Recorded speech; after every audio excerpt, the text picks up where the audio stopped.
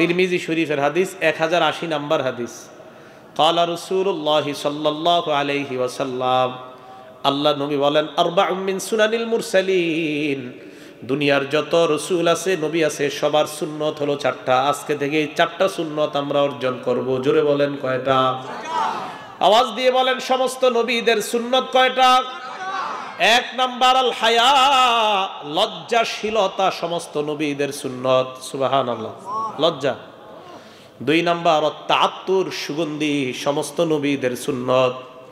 3 number সিওয়াক, মেসওয়াক করা সমস্ত নবীদের সুন্নত।